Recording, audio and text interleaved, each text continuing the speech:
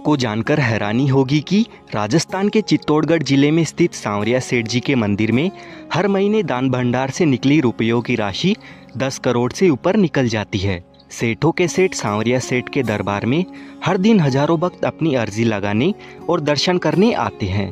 व्यापार जगत में सांवरिया सेठ जी को लोग अपना बिजनेस पार्टनर बनाते हैं और वे जो भी कमाते हैं उसका कुछ हिस्सा सेठ जी को देकर जाते हैं। और जो खाली हाथ यहाँ सांवरिया सेठ जी के पास आता है उसे सेठ जी खाली हाथ नहीं जाने देते हैं, उसकी झोली भर देते हैं। तो दोस्तों, अगर आप भी यहाँ पर आना चाहते हैं तो मैं आपको इस वीडियो में बताऊंगा कि आप भी सांवरिया सेठ जी के दर्शन करने कैसे आ सकते हैं, सिर्फ एक दिन में आप कैसे घूम सकते हैं, आपका टोटल कितना खर्चा होगा और खाने पीने से लेकर रहने तक की कंप्लीट इन्फॉर्मेशन आपको इस वीडियो में। आगे बढ़ने से पहले आप जय श्री सांवरिया सेठ के नाम से कमेंट कर दीजिए और वीडियो को लाइक और चैनल को भी सब्सक्राइब कर लीजिए, क्योंकि ऐसे ही टूर गाइड वीडियोस आपको इस चैनल पर देखने को मिलते रहेंगे। सांवरिया सेठ जी का मंदिर राजस्थान के भक्ति, शक्ति और बलिदान के गढ़ चित्तौड़गढ़ के मंडफिया गांव में स्थित है। भगवान श्री सांवरिया सेठ जी का संबंध मीराबाई से बताया जाता है।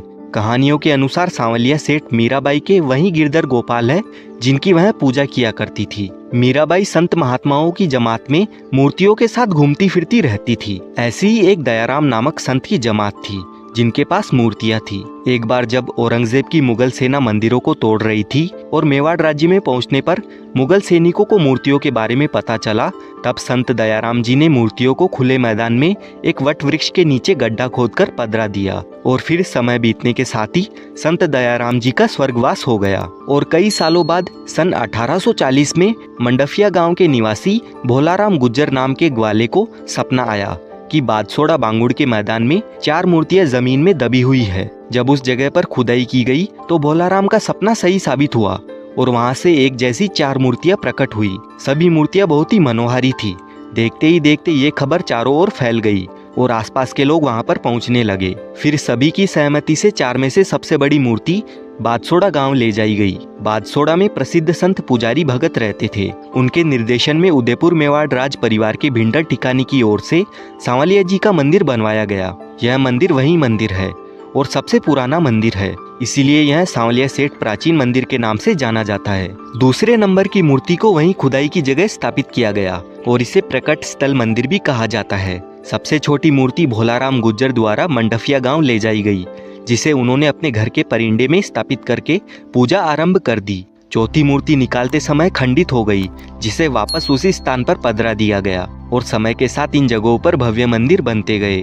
उन्हीं में से ये सांवरिया सेठ का मुख्य मंदिर माना जाता है। सांवरिया सेठ के बारे में यह भी मान्यता है कि नानी बाई का मायरा भरने के लिए खुद श्री कृष्ण जी ने सांवरिया सेठ का रूप धारण किया था। इसीलिए व्यापार जगत में उनकी लोकप्रियता इतनी है कि लोग अपने व्यापार को बढ़ाने के लिए उन्हें अपना बिजनेस पार्टनर बनाते हैं। सांवरिया सेठ जी के दर्शन करने आने के लिए आपको सबसे पहले आ जाना है चित्तौड़गढ़।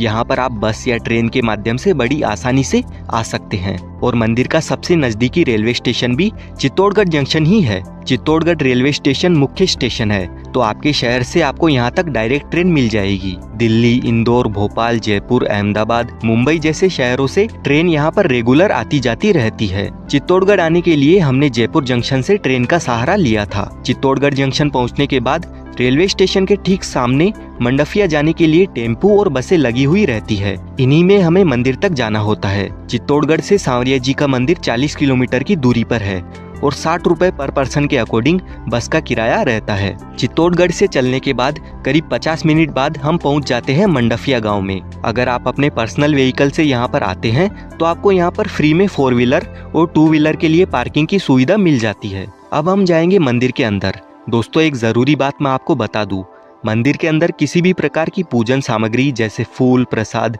अगरबत्ती, नारियल जैसी पूजा सामग्री ले जाना बिल्कुल मना है। तो आप मंदिर में दर्शन करने के लिए खाली हाथ ही जाइए। मंदिर के इस वाले प्रवेश द्वार से एंट्री लेते ही आपको सांवरिया सेठ जी का भव्य और बहुत ही प्यारा मंदिर दिखने लग जाता है। मंदिर ट्रस्ट की ओर से यहाँ पर आने वाले भक्तों के लिए काफी अच्छी सुविधाएं प्रदान की जाती है और मंदिर के खुलने और बंद होने की टाइमिंग सुबह 5:30 बजे से 12 बजे तक, फिर 2:30 बजे से रात के 11:30 बजे तक दर्शनों के लिए मंदिर खुला रहता है। हर महीने इस मंदिर में 10 लाख लोग आते हैं, तो काफ़ी ज़्यादा भीड़ होने की वजह से हमें आधे से 1 घंटे तक लाइन में लगकर इंतज़ार करना पड़ता है। इसी बीच सांवरिया सेठ जी और खाटू श्याम जी के जयकारों के साथ समय का तो ख्याल ही नहीं रहता है और हम धीरे धीरे करते हुए पूरे भक्ति भाव में लीन मंदिर के अंदर प्रवेश कर लेते हैं। जैसे ही आपकी नज़रें सांवरिया सेठ जी से मिलती है, आपके सारे दुख दर्द चुटकियों में गायब हो जाते हैं। अगर आप सच्चे दिल से मंदिर में आते हैं तो मानो आप कुछ देर के लिए अलग ही दुनिया में पहुंच जाते हैं और हमारे दर्शन बहुत ही सुंदर तरीके से हो जाते हैं।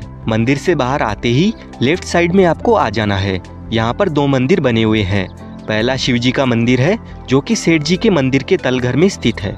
भोलेनाथ के मंदिर में दर्शन करने के बाद हम दर्शन करते हैं श्री आमलिया बाबूजी के। बड़े से इमली के पेड़ के नीचे यह चबूतरा बना हुआ है। कहा जाता है कि सांवरिया सेठ जी के दर्शन हो जाने के बाद आपको आमलिया बाबूजी के दर्शन करना भी जरूरी होता है, तभी आपकी मनोकामनाएं पूरी होती है। इसीलिए आप भी यहाँ पर परिक्रमा जरूर लगाना। यहाँ पर हम कुछ देर रुककर और थोड़ी बहुत फोटोज खिंचवाकर मंदिर से बाहर की ओर आ जाते हैं। मंदिर के अंदर जाकर दर्शन करके बाहर आने तक हमें पूरे 1 घंटे का टाइम लग गया था, क्योंकि सुबह हम 7:30 बजे ही मंदिर में पहुंच गए थे। हो सकता है आपको ज्यादा या कम समय भी लगे। वैसे भी मंदिर की व्यवस्था को देखते हुए तो दर्शन करने में मेरे हिसाब से ज्यादा टाइम तो नहीं लगता है। यहाँ पर श्री सांवलिया जी मंदिर मंडल द्वारा संचालित प्रसाद काउंटर से आप प्रसाद के तौर पर 40 रुपए में लड्डू, 30 रुपए में मठड़ी, 250 रुपए में सागर और 100 रुपए प्रति नग से मैसूर खरीदकर अपने घर के लिए ले जा सकते हैं। यहाँ पर भी आपको प्रसाद खरीदने के लिए लाइन में लगकर थोड़ा बहुत वेट करना पड़ सकता है और यहाँ पर लाइन वाइज आपको बहुत सारी शॉपिंग की दुकानें दिखेगी। यहाँ से आप सांवरिया सेठ जी की मूर्ति या फोटो खरीद कर ले जा सकते हैं। खाने पीने की बात करें तो यहाँ पर आपको फैमिली रेस्टोरेंट्स मिल जाएंगे, जिन पर थाली ऑप्शन देखने को मिल जाएंगे